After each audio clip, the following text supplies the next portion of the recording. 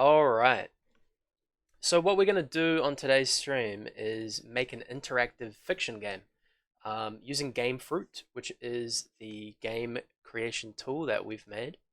And an interactive fiction game is like a pick a path story. We'll get into that in a sec. I'll tell you a bit about the resource here. The activity was designed by real game developers here in NZ. And shout out to Edwin McRae, who's a narrative designer, works in the games industry and helped us out. And we also had some input from English language teachers. So hopefully this will cover some important curriculum outcomes.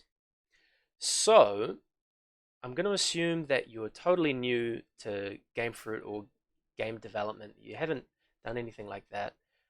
First, you want to go to gamefruit.com, which is the website we'll be using. Gamefruit.com, and then you're going to want to create an account or log in. In my case, I've already got an account, so I can log in and get those details in there.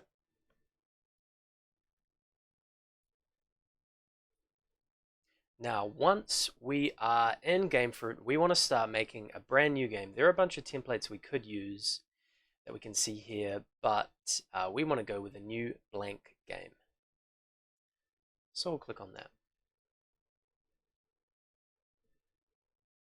Now it's always handy to have the tutorial open so that you can follow along with the steps that are written in there. Gamefruit has a bunch of handy tutorials that you can go through. If you click on tutorials up here in the menu bar, you can see the sidebar will pop out here. And we're looking at the interactive fiction tutorial, which is an intermediate resources. And there it is right there, interactive fiction. So we're going to be making an interactive story. Like I said, it weaves together game design and English learning skills.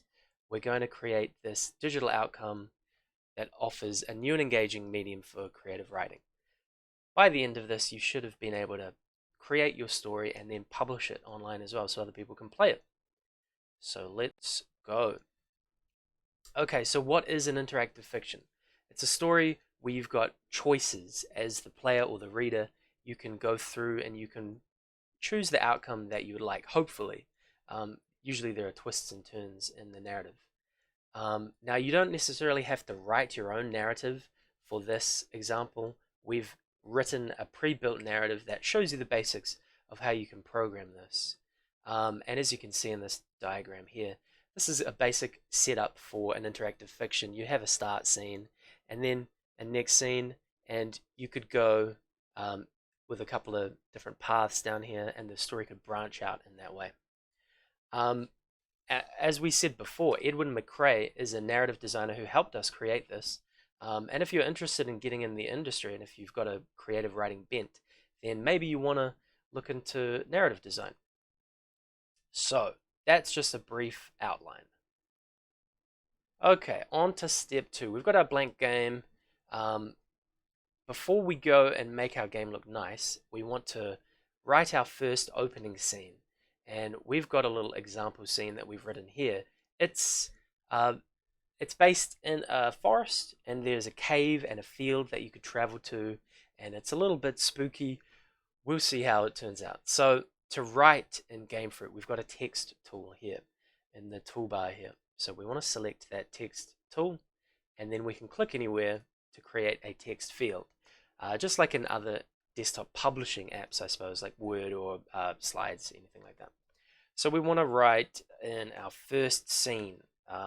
We've got some text here. Welcome to my choose your own narrative game. You are at a campsite in a forest clearing. There's a tent and some camping gear here, but you don't recognize any of it. Pretty spooky. Now what I'm going to do is just copy paste the rest of this text from there, because it might take me a little while to write out. You could probably do the same. Now that text field has gone and committed the text into my game. I can use the text tool again, click on there, and I can go back to editing it. just going to add in the rest of that text. So you're at a campsite and there's a path, there's a couple of paths. And you'll notice it says choice A and choice B. Are you going to go west to the field or east to the cave? Now, that's the first important part of our game done. We had to have the beginning of our story written out, so let's play the game now. At any point during the creation process, you can test out your game. Oh, to bring up the tutorial, you want to click Tutorials up here in this menu bar, and you want to then go to Intermediate Resources and Interactive Fiction 101. Alright, so we were at step 2, writing our opening scene, and we're just testing it out now. So you can click play at any point to test out your game. Now, here's our writing, but it looks a bit plain, doesn't it? So we're going to make this look nice and fancy. We're going to combine our game design skills with our writing skills. So we'll do the interface part next. So you can click that close button. Whenever you're playing your game, you can just go back to editing by clicking close. Okay, on to the next step. Creating our user interface. So we've got our text here. Like I said, it's a little bit plain. So we're going to go and grab some assets. You could create your own. You could download images and upload them into Gamefroot if you like. Or I think the easiest thing to do here is to use our marketplace assets. We've got assets made specifically for this example game. So if we go over in our sidebar here, Explore Marketplace will show us a bunch of pre-made assets that we can grab to use in our game. And I'm looking for Interactive Fiction Starter Pack. It's got a nice forest scene and some interface elements that we can use and some buttons. So I'm going to click on that pack, Interactive Fiction Starter Pack. And here are all the assets I can use. Handy arrow there as well. I'll show you about that in a sec. And we can click Add to Your Game to grab these assets. Then we can start using them. Now, the first thing I want to do is put my background down. I want to set up my scene so it looks like this, and my text will eventually get displayed in this middle panel here. Now, before I go putting my background image in, I'm going to move this text out of the way because I want to put it up in the corner here. So if I were to select my background image there just by clicking on it, and you can see a little preview of where it's going to go. If I were to click to place it, it would cover up my text, and that might make things a little confusing for me. So I'm just going to use the eraser tool here to delete that image. Then I'm going to move this text out of the way using the selection tool here from the toolbar. I'll click and drag this down here. Somewhere about here should be fine. Now I'll put my background image in. Looks about right. Oh, I might just move the text down a bit further. Now, if I just zoom out here for a second, we can, by the way, you can zoom in and out in your game using these plus and minus buttons down in the mini-map in the bottom left. Ideally, at the end of this, we'll have our nice game interface up in the top left corner, and then down here underneath the game will be all of the text that we're going to use. So that's a good start. I'll zoom back in and move my camera just up to here. What I want to do now is I want to have my text panel go right in the center here. So we've got an element here, this nice beige colored panel. I'm going to put that in the middle there, and my text will sit over the top of that. Now, the last thing I need to do is put in the buttons. The buttons are very important so that we can actually navigate through our text. We need to give the player some choices. So I'll put my A button here and my B button over on the other side. Just got to make sure that's balanced. Does that look good? That looks pretty good. Doesn't have to be perfect. Okay, now let's go and put another text field. We're going to put another text field, this time in our game interface. This text field is going to be the actual display text field. So I'll place that in there, and we can put some placeholder text in here. Something along the lines of, our story text will display in here. And then you can click away to commit that text. I'm going to zoom in a little bit just to see, is that positioned right? Sometimes you have to tweak the positioning a little. That looks pretty good to me. So once we have our background, text panel, buttons, text field, and our starting scene text down here, once that's all set up like this, we can give it another test run. If we click play.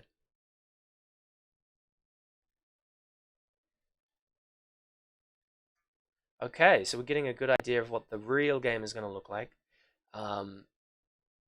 In the following steps, we'll update this text to actually show our true story. We need to write more of our story though, so let's close out of there. I'm going to recommend, if you're following along now's a good time. We've done quite a bit of work here. It would be a shame to have to go and redo this if we would accidentally close our web browser if our laptop dies on us. We need to save our game. Important to save your work every now and then. So if we go File, Save Game, up in the top left there.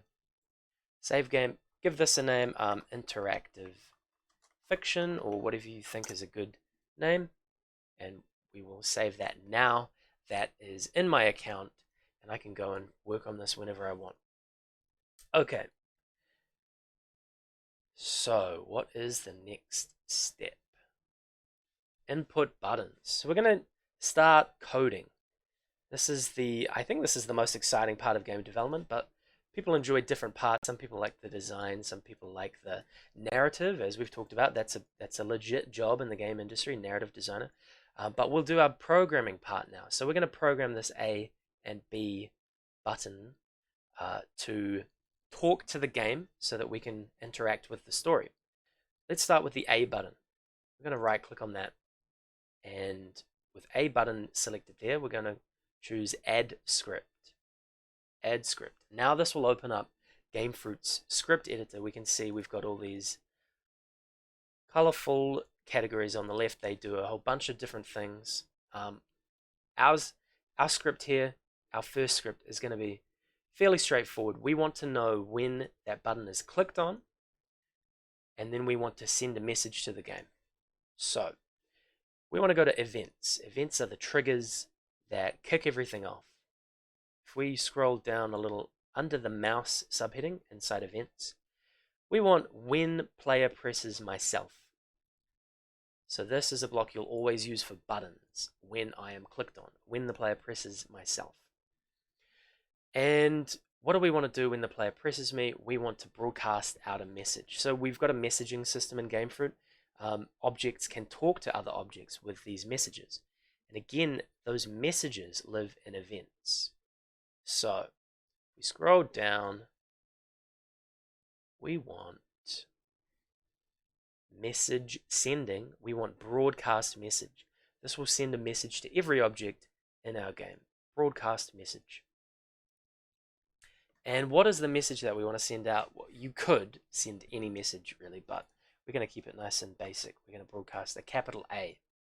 Capitals are important, lowercase, so it's case sensitive. So that's when I click on that A, it'll broadcast out this message. I also want to detect if the A key on the keyboard is pressed as well. That might be handy. Let's go back to events, and we want under keyboard when backspace delete pressed. Drag that out. When backspace delete pressed, and we'll change that to the letter A. So when A is pressed. How do you get the text prop? Let me show you that real quick. So let's save what we've got in here by clicking on this X. And I'll click save. And I'm going to name this script button A. Button A. I'll go back to editing in a sec. I'll just show you how to use the text field again.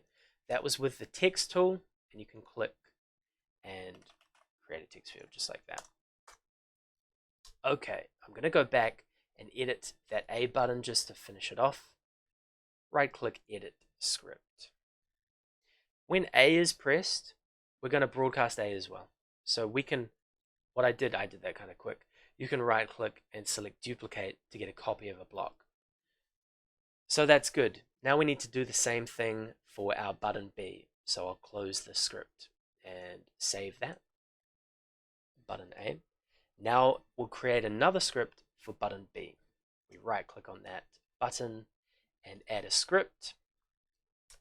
We want to do the exact same stuff. That was events. We want when backspace delete pressed. Events again. We want when the player presses myself. And then finally from events under message sending, we want broadcast message. Broadcast message. Now, when the B button is pressed, we need to change that backspace delete to a B. When B is pressed, we're going to broadcast a capital B. And then let's duplicate that broadcast B for when the player presses myself. Now, this is an important, but it's not sufficient to complete the system here just by getting these messages sent out. Later on, a couple of steps down the line, we will receive these messages A and B. We won't quite do that yet. So I will save this script now, and I will name this button B. Alright, so we've got button A and button B scripted. What are the questions here? How to get it? Oh yeah, we covered that. Is there any way to copy blocks of code from one object to another? Yes, there is. I will talk about that soon. That's coming up soon.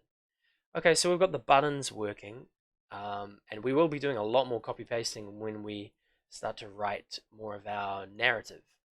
So let's move on to the next step. Step 5, preparing your first scene for display. In this step, we are going to start to add some information to our first bit of writing so that it can talk to the game. Okay, so we are going to add a script to this, our first bit of writing down here that's not actually visible in the game. We're going to add a name tag on it so that the game knows what the scene title is. So let's right click on that chunk of text and add a script to it. Okay. What we want to do here is add a name tag to this scene, to this object, and we're going to do that when the object is created. So if we go to events and grab when created, so as soon as the game, just before the level loads, all of the objects are created. That's when we want this to run, as soon as possible. Then we want to go and add the name tag on this object, which is from sensing, this purple category here, sensing. Under tagging, we want this block, add tag name on myself. And this will be the title for my scene. So in our example, we start out in a campsite in the middle of a forest. So I'm going to name this Camp Start. Make sure you capitalize it consistently. You don't necessarily have to use capitals, but I would recommend sticking to some naming conventions. Capitalizing your words is a good idea. Camp Start. And we can save that. So that's how we'll title our object. Close that script, save it. Let's call this scene 1, Camp Start.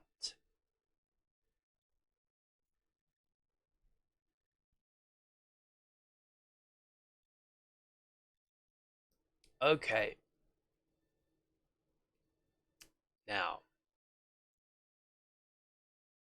what we want to do now is we've got our first scene, and there are going to be following scenes that we can navigate to. West to the field, east to the cave. The way that we'll set this up is by further editing that script that we just made and adding a bit more information. So let's right click on that again and go edit script. So there's our block we just added. Now we're going to add some data to this object in the form of key values, which are kind of similar to variables or properties. If you don't know what that means, it's not too important. It's just attaching some data to an object. For example, it could be along the lines of, what is your name, and then your name there.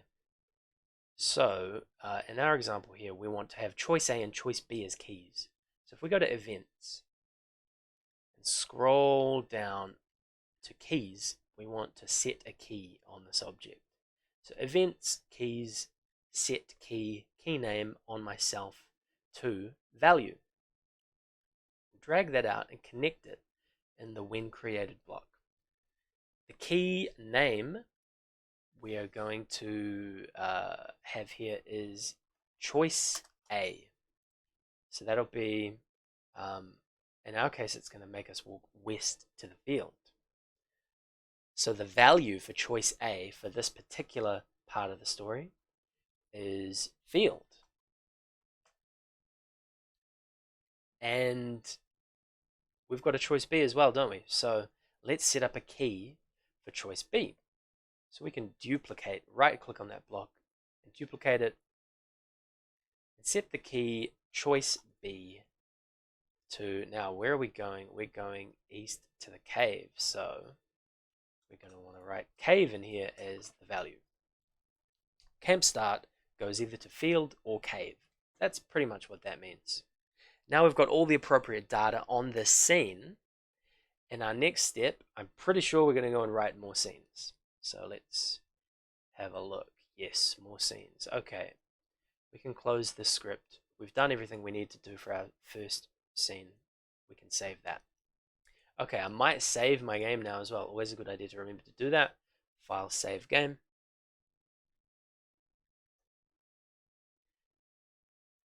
Now, what are we doing next? I'll just check the chat to make sure that's all good. Okay, yeah, we will talk about copy pasting. Do we talk about that? I think that's in the next step.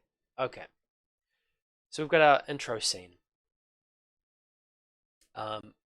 We want to now add our next scene, which will be our, if the player were to choose choice A and go to the field, let's write out some text here. Now, to move your view of the game down a little, you can drag on this blue rectangle here. You can also use this panning tool here in the toolbar to drag around. Down here is where I want to write some more text. I'm going to lay out my story just like this. So you can see that there are different pathways through this narrative. So text tool, we want to write some more. What is this scene? This scene is the cave scene, is that right? Cave scene, okay. So I want to write the cave scene in here, and that uses this text. Your legs rustle through the ferns. Your legs rustle through the ferns as you approach the cave. As you get closer, you notice a strong scent wafting from the dark depths. It smells like something died down there. Are you sure you want to enter this cave? I don't know if I would, but if you press A, you will.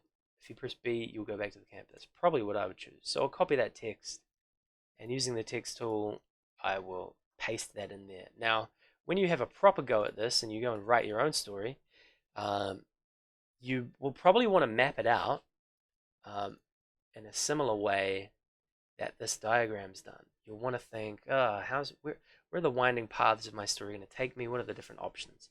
And we'll see soon that this arrow tool can help us out with that too. So I might add some enters into here.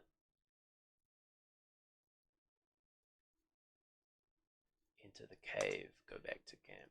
That looks a bit better. And then, what's after cave? Then there's the field. So what if you decided to go to the field? Well, we'll put our text field here. If you do want to go to the field, you Shiver in the cold shadows. I might just copy paste that. You shiver in the cold shadows of the Cowrie and are glad when you reach the field, which is now bathed in warm light. There's a beautiful Pounamu Taniwha basking in the sun here. She lazily opens one eye and asks you if you'd like to play a game. Do you play her game or do you go back to the camp? Well, that's a tricky choice. So that's good. We've got our start, choice A and choice B. Cool. Now, both of these scenes let you go back to the camp.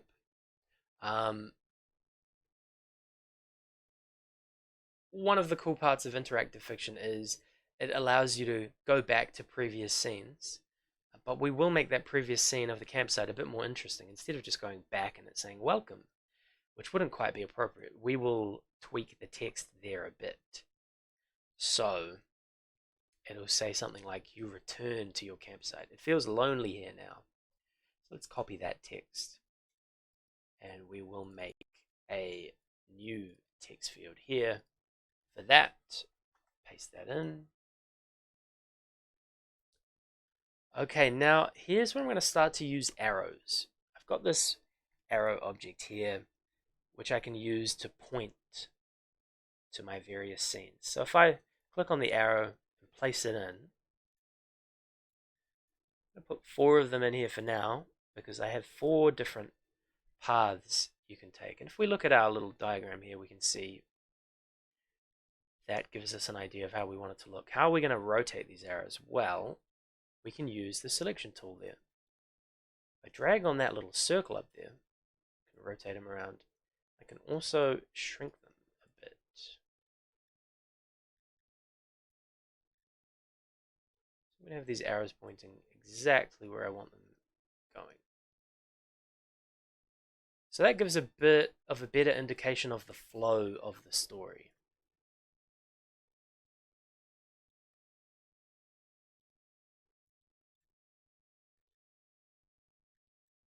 Get those arrows in there, pointing to the appropriate parts. Okay. How does that look? Pretty good. Is that the end of our story? No, there are a few more scenes to add. So we want...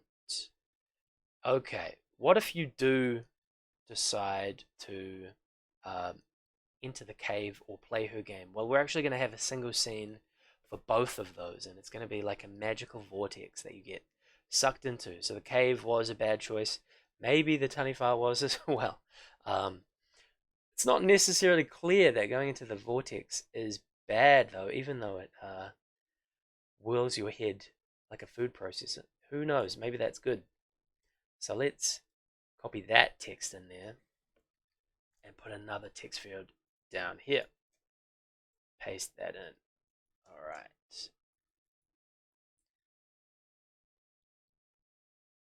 So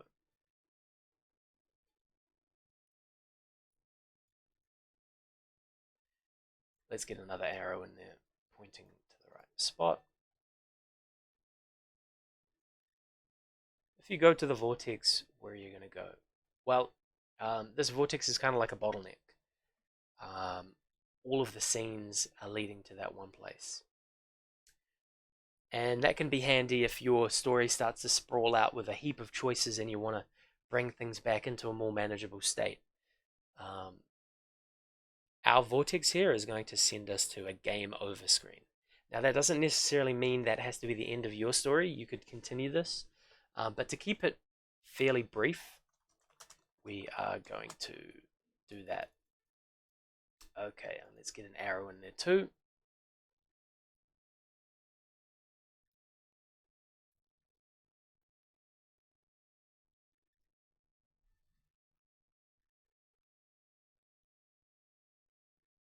Get that arrow in there and move this text down a little.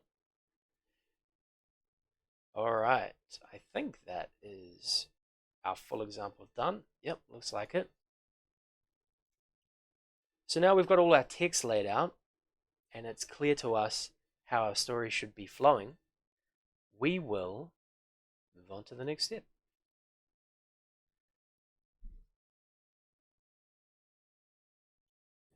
Okay, now we're going to put the same kind of data that we put on our first scene. We're going to go put a name tag and choice A and choice B keys onto each of these scenes so that they all have the data that they need to say, hey, I'm going to go to this choice and I'm going to go to that choice for choice B, and I am called my name, which could be something like field or cave or camp, that kind of thing. So let's just go and look at the data that we set up on our first scene. We right click on that and edit the script. We want to copy this. So this is where I'll show you how to easily copy a script. Now, lucky for us, this is a single block. If it were a bunch of blocks, it might be a bit trickier. But we can select the single block here and press Control C on the keyboard to copy that. And we can close the script.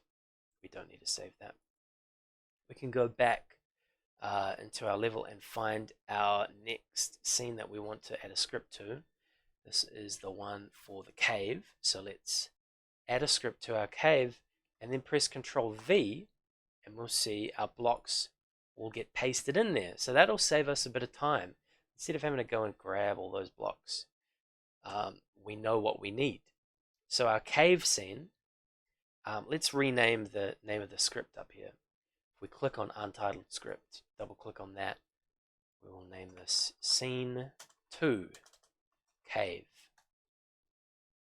And the tag, the bit of data on here that we need is cave, capital C there. Choice A key for this scene is Vortex. If you're not sure where choice A or choice B was supposed to send you, you could close your script and go back and just have a read of it. If you're in the cave, A enters the cave and B sends you back to the camp. And if you enter the cave, you go into that vortex there. So back on our cave script, we've got that tag cave. Choice A sends us to the vortex. Choice B doesn't send us to the cave because we're already on the cave if we're on this scene. We're going to go back to the camp for choice B. And if you get tripped up on any of this, there are a bunch of great screenshots in this tutorial as well. So that's scene 2 cave. Let's close that and save that. There is another method if you had a really large script with a bunch of blocks and it was going to be a pain to go Control C, Control V for every individual block. You could copy the entirety of the script by going up into the script properties up here on the left. And nope, sorry, not script properties. If you go export script and copy all of this code here, if you click copy script, all of that will get selected, and you can go Control C to grab all of this code. And then I'll go and do this for my field script here. So I'll add a script to my field. And then if I import up in my script properties there, import script, paste that in, it grabs all those blocks as well. So that's an alternative method of copy pasting code between scripts. So scene 3 is the field, so I'll name that script scene 3 field. The name of the script will not affect how the game works. Our code blocks affect how the game works. So we need to make sure we give it a correct tag here. Scene 3 is field. Choice A, vortex. Choice B is camp. Back to the camp. Okay, and then we want to repeat that for our camp scene, our vortex scene, and our level end scene. So that's up to scene 6. So we'll do a few more scenes. Save that. Now scene 4, returning to the campsite. Let's add a script to that.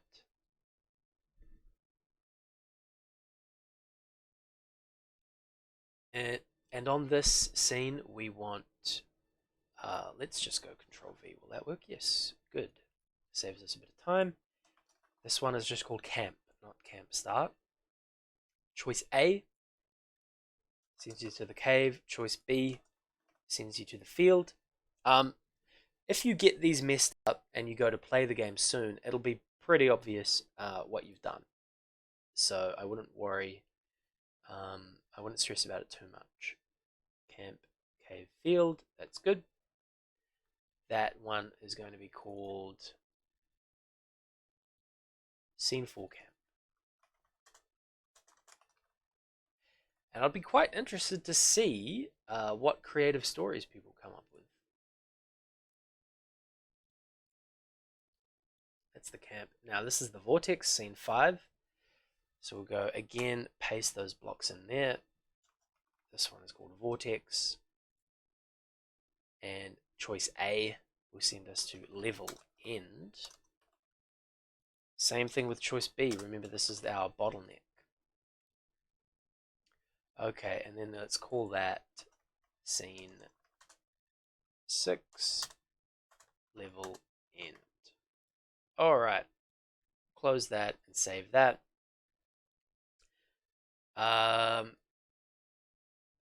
Final scene is our game over scene. Add a script to that, paste in our blocks. The tag is level end. Choice A sends us nowhere because we're at the end, so I'm just going to put a space in there because there is no choice A and choice B. And the name of the script is Scene 6 level end. Okay, so we've got all our data in for all our different scenes. What we want to do now is hook these up into displaying in our game, because if we do play our game, all our hard writing is not yet paying off. We can click here and they do nothing. We will address that next. Yep, we will play that game. We will get it working. So, next step, displaying our text.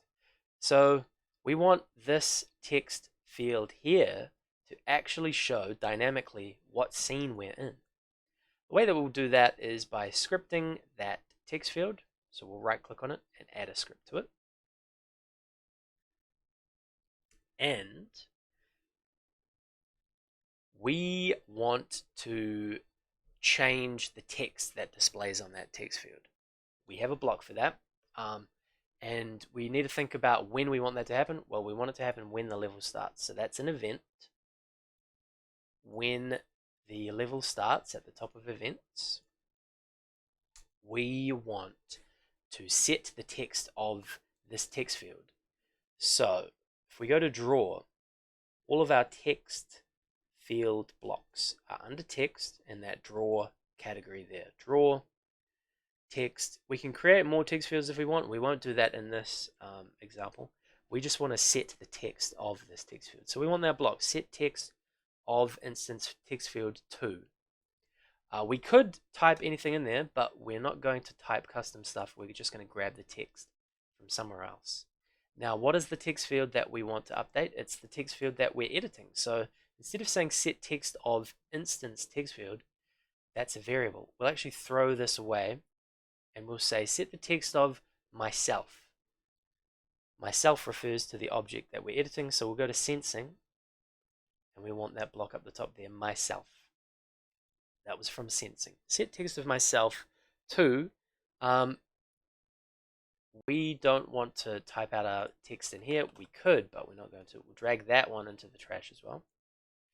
In this gap, we're going to get the text from our camp start scene. To get text, we want this block from draw. Under text, it should say get text of text field. So get text of, that's what we want from draw. Get text of instance text field. And again, instance text field is a variable. We haven't given it a value, so it won't know where to grab the text from. We won't bother using this, we'll throw it away. how do we know to refer to this other object there down there? You can kind of see it in my level ghosted out there. The welcome to my choose your own narrative scene. How can we refer to that object? Well, we gave it a tag, we gave it a name tag, and we tagged it as camp start. So what we can do is we can say get text of the first object we can find in our game that has that camp start tag. So that is why we gave it a tag. If we go to sensing, we will go to our tagging section here, and we want this block, first instance by tag name. That allows us to refer to that object. Get text of the first thing we can find that we tagged as camp start. Okay, so this part updates the text, this part grabs some text. Let's see what it does. If we click play now, we will have to save this. Let's call it our, what are we going to call it? Our interface text. And let's see if it works. Cool, it does work. It's grabbed the text. Now, it's overflowing a bit. It doesn't look the best, but it has updated that text field. So, we shall go and make that look a little nicer. Do A and B do anything? No, not yet. Not yet. We will do that very soon. Okay, so we've got the text dynamically displaying. Let's close that script. And we'll need to edit this text field here, this one, to make the text a little smaller.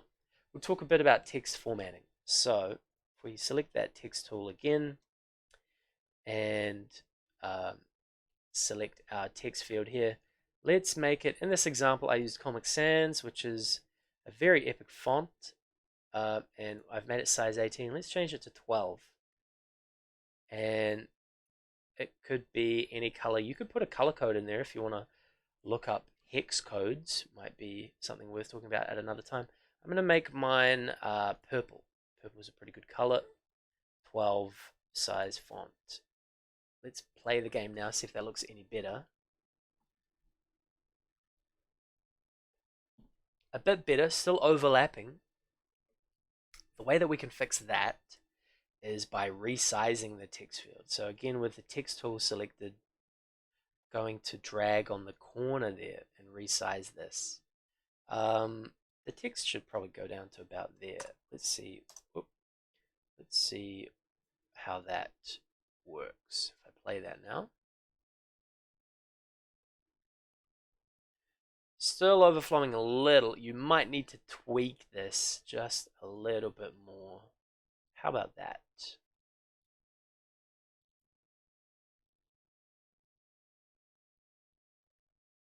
Hey, that looks pretty good. And I want to move it a tiny bit just so it's nice and centered. It still looks pretty cool. Yep. You could go and customize this as much as you want. You could have ridiculously large red letters if you wanted. Totally up to you. Okay, so that is how our scene text is going to be displayed in our game. Now, let's make it so we can press these buttons and move through the story. So this is where the rubber's going to hit the road in terms of our programming. So let's go to that next step. Okay, displaying the next scene. Let's edit our interface text that we're going to edit the script on that. So we'll right click on that text field there and edit that script. Let's make it so that we can receive those A and B messages. So remember earlier on we got our buttons programmed to broadcast out some messages. Well, now we're going to go and close that loop. Now we're going to do something with those messages that were being broadcast out. So if we go to events, we can receive messages. Down in message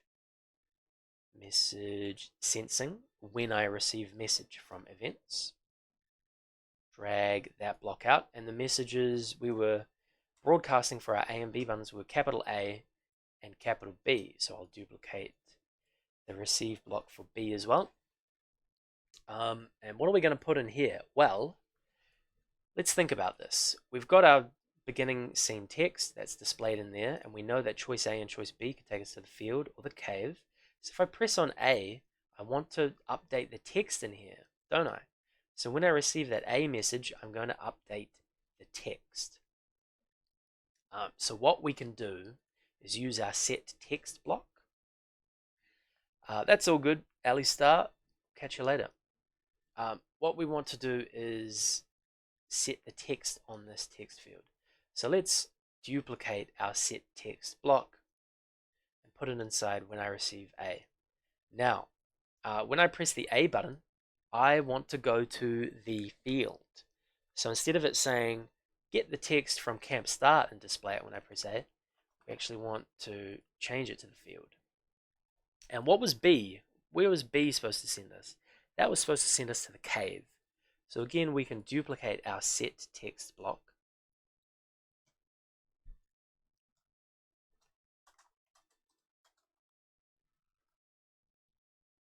We will update the text. B was sending us to the cave, so we'll get the text from the cave. Okay. So when we start, we're at camp start. When we get A, we go to field. When we get B, we go to cave. Let's play it and hope that it works. Okay, A to the field. Perfect. What about A and B here?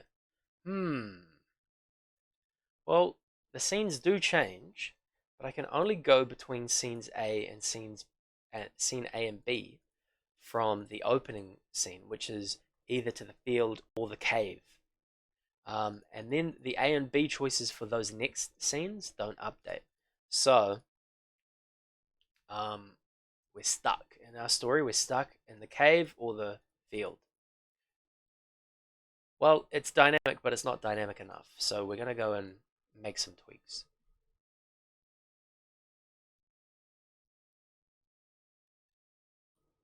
Okay, the problem here, well, not necessarily a problem. We were just setting things up. But what we've done is we've hard-coded these values. We've said when you press A or B, you go to field or cave. We want it to be more dynamic than that. So let's go to the next step.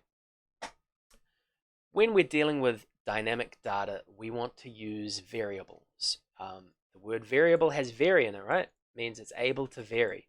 So A and B should take us to the appropriate A or B choice for that scene, not just field or cave. You might want to go to the vortex scene. So we're going to make some variables. If we click on variables over here in the categories and click create variable, we want to make 3 variables here. We want a variable for our current scene, we want a variable for choice A, and we want a variable for choice B. So our first variable we'll call current scene. That'll be the name. Now type, what does that mean? Well, variables can keep track of different kinds of data, different types of data. In our case, we want this to be, let me just double check that. Yeah, we want this to be an instance. So create variable, it was called current scene, and the data type was not true or false or number or text. It was instance, which refers to an object. Then we can go OK. So our current scene will be one of those objects in our game. Now, choice A and choice B will be text variables. So we'll go and create 2 more variables. Create variable for choice A. And the data type is not true or false. It is text. Text variables are things you would want to use for names. Numbers would be something like maybe the player's health. Could be from 0 to 100 or something like that. True, false would be, is this thing true or false, on or off? But this is text. So choice A is text. And then we'll make another variable for choice B.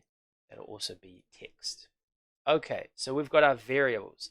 This will supercharge our scripting abilities. Let's go to the next step. Putting our variables to work. So our variables are like little data containers. We contain some data, we can change it.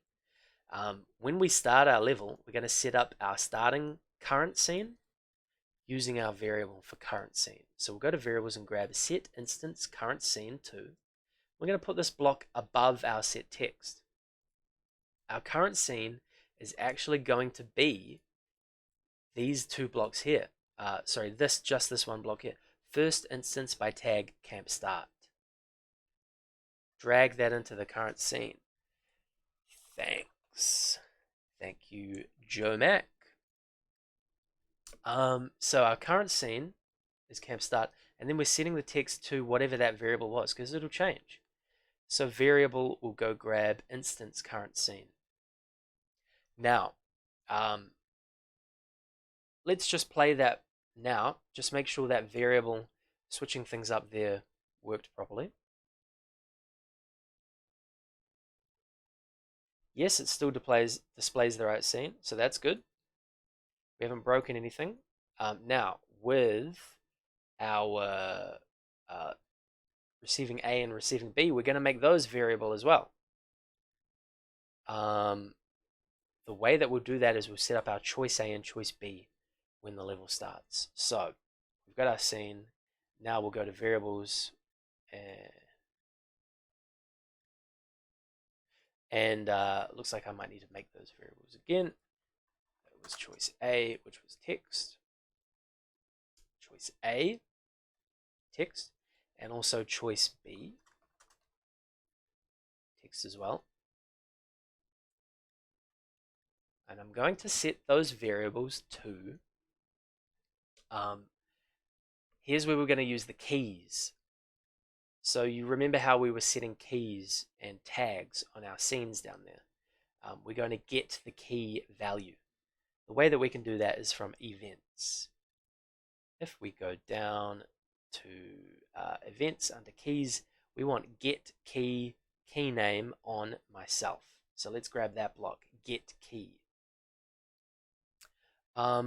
Now, what was the name of the key and what object was it on? Well, I'm not going to use these screenshots here. I'm going to close my script and save it, and I'm going to look at the data that we set up on these text scenes. So let's look at our first scene. It had the tag camp start. Choice A was the key and the value was field. Choice B was the other key and the value was cave. So choice A is going to be the name for that key. So I'll go back to editing this script for my interface. Choice A, the key that I'm getting, choice A. And is it on myself? No, it's not on myself.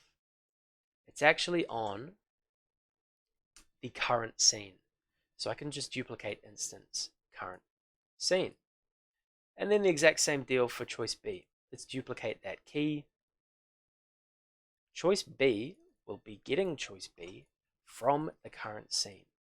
So this allows our system to be a lot more dynamic instead of hard coding the variable, the different text values. Okay. What we'll do next is get A and B to also update the choices and to use our variables in the same way that we did that when the level starts. So what we've done so far, we've run the code when the level starts. We've set up our current scene variable to store that scene. It replaces the text using the set text block. Sets the value of choice A to whatever the key was from that scene. And the same thing for choice B.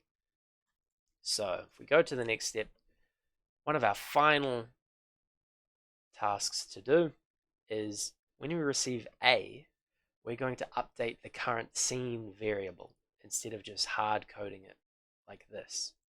So let's duplicate set instance current scene. Duplicate that block.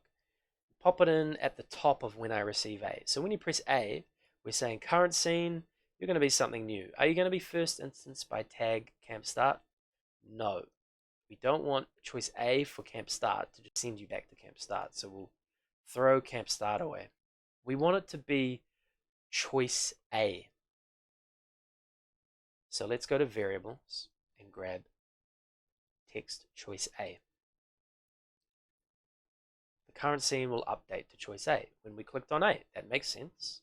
Now, what will the text field update to? It'll get the text of the current scene instead of the first instance by tag field. So we can throw that first instance by tag block away, and we can get the text of the current scene.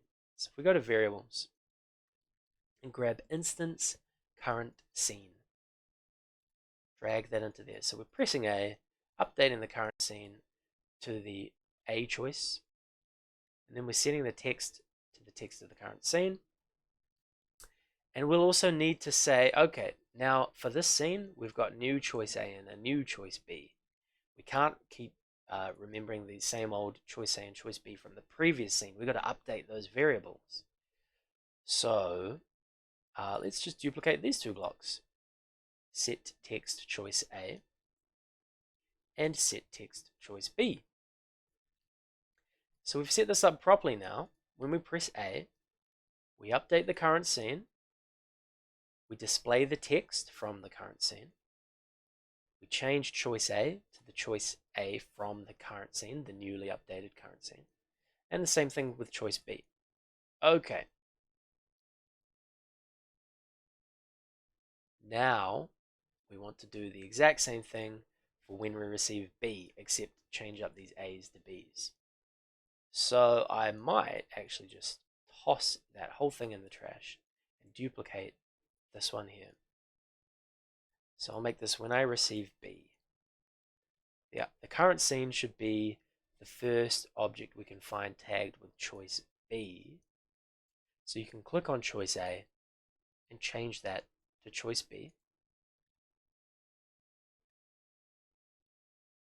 And then the current scene will update the text, so that's good. Choice A is the choice A key from the current scene, and the choice B is choice B key from current scene, so that stays the same, and that's all good. Okay, phew, let's play this, see how it turns out. If you got tripped up anywhere along the way, remember you can always check out the tutorial there. Let's play it.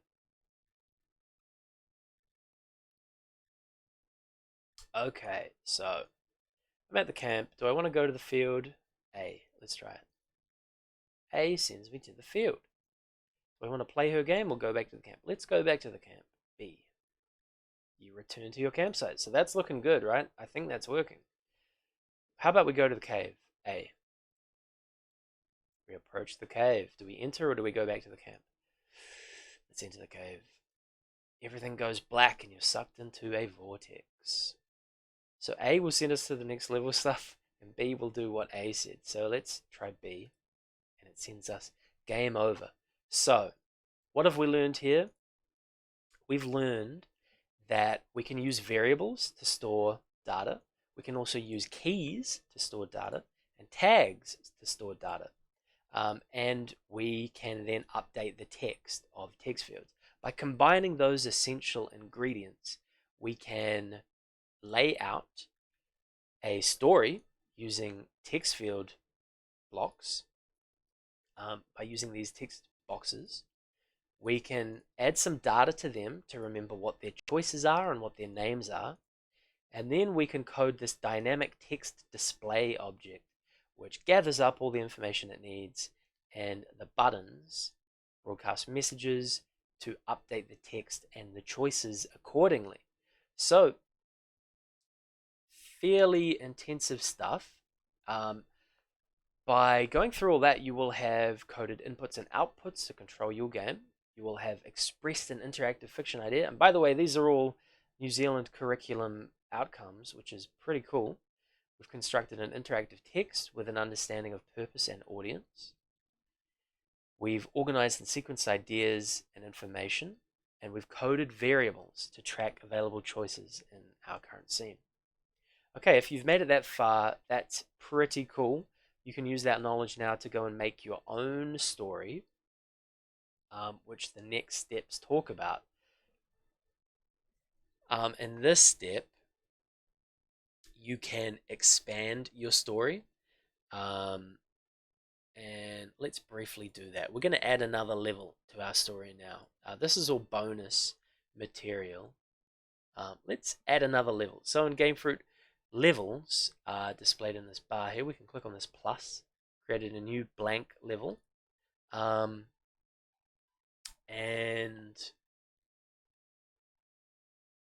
what I might do is just pop in some text. This will just say level 2. And later on we'll go and add more text to that.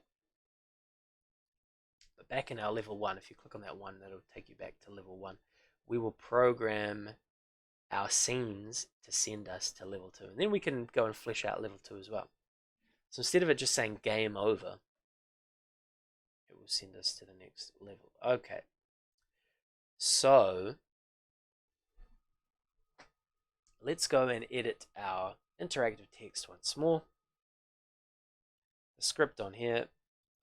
What we will do is when we're doing the A and B button presses, and those messages are sent out and received, we will broadcast a message saying, okay, the scene has updated, so that all of the objects are aware of that. So we'll do that with the broadcast block from events. Go down to message sending from events, broadcast message. And we want to do this straight away. So when I receive A, I'm going to broadcast whatever the text choice A was, and then I'll do the same thing in B. So when I receive A, I'm not going to broadcast a message. I'll get rid of that text. I'm going to broadcast choice A. So I'll duplicate one of these choice A blocks. And that will let the game know what scene we're on. And then I'm going to duplicate broadcast choice A for when I receive choice B, and I'll change that to broadcast choice B. Why did we do that? We did that so that we can detect a particular choice. Hey, we got Edwin in the chat. Good to see you, Edwin.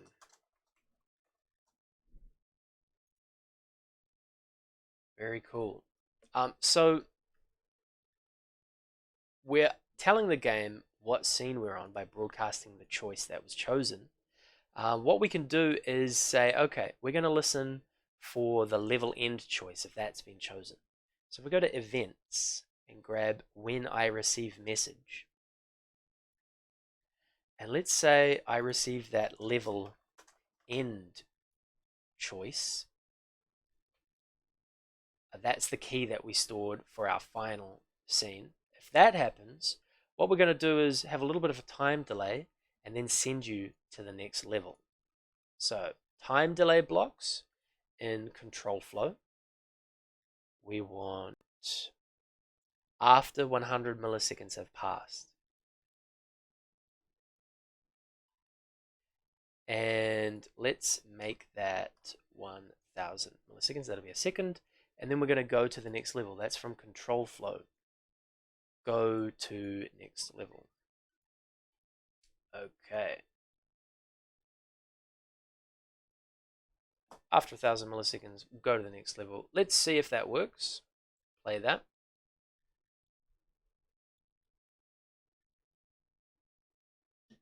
So we want to go. We want to go to the end of our game. So we'll go play her game. Take me through to game over, and then bam, after a second that sent us to level 2. So we could go and add a bunch more levels on there. Obviously your story won't just say level 2. You could, if you wanted, duplicate level 1 so you've got all the structure laid out for you, and then edit the text there. I'll show you how to do that real quick. If we right click on level 1 here and select duplicate level, and I'll get rid of this level 2 actually if I right click on it and go remove level. So I've got level 1 and level 2. They're identical. What I might do is just delete the background there and change the background color from the level settings. vortex. Background color, let's make it, we've been sucked into a vortex, right? So what color would that be? Purple, I reckon.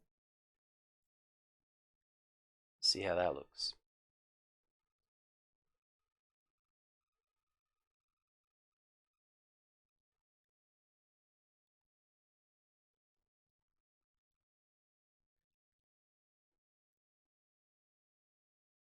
Oop, try that again.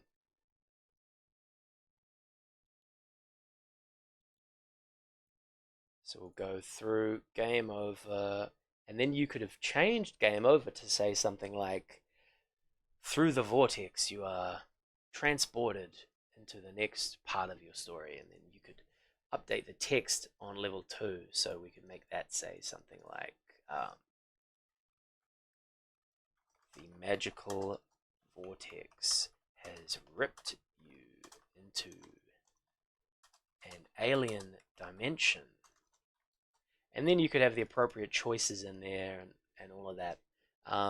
At this point, the programming's all done, and it becomes much more of an exercise in creative writing. And that, like I said, that's Edwin's forte, being a narrative designer in the games industry. That pretty much wraps things up, guys. If you want to look at some other Gamefroot tutorials, we've got a tutorial for yeah, a purple dimension. We've got a tutorial for making a platform game, making a top-down game, and then making some more culturally um, significant games as relates to Aotearoa. So we've got things like, topical things as well, like COVID-19, all kinds of other tutorials in here that you could check out. If you wanted to take more of a deep dive into game design and programming, I'd recommend checking out the platformer game series and the top-down game. I think that about wraps up anything. I have been recording this, so we'll go ahead and upload it. If anyone had any last final questions, chuck them in the chat and we'll have a read, but we're going to wrap it up in a couple of minutes.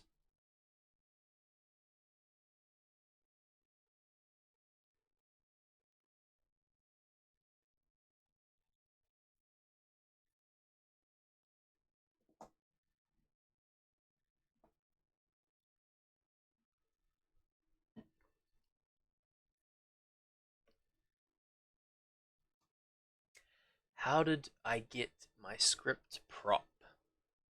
How did I get my script prop? I'm not quite sure what you mean by uh, prop. Do you mean how I created the script? If you want to see all of your scripts, you can click code here in the code sidebar, and we can see what is the max word count per text box. It's as much as you can fit in there. I don't know if we've actually programmed in a limit. I think the main limit there is going to be how much can you actually legibly display in your game. So I would limit it. I don't think you want to go much smaller than size 12, maybe size 10. I would experiment with that if it were me. And you'll hit up with that limit if you try to write a lot per page, and you might just have to chunk your story into more smaller pieces. How did I get my script prop? Yeah, I'm not quite sure what that means. You can add scripts to objects by right-clicking on them and going Add Script. You can edit the scripts by right-clicking and going Edit Script. You could also go to your code sidebar up here, Edit Code. Maybe you were talking about variables. To get the variables, you want to click on Variable and then Create Variable. Cool. Well, I think we might wrap that up there, guys. If you have any more questions, feel free to check out our Discord. Do we have a link to our Discord in here? What if we click Help? What if we click on Nano Girl here and then go Read More? Yes. Okay. So social. You chat to us on Discord there. That link will take you to our Discord server. You could always email us as well. That would work. Or hit us up on Facebook or Twitter. Alright, I'm going to wrap this up, guys. Thank you very much. And we'll see you another time.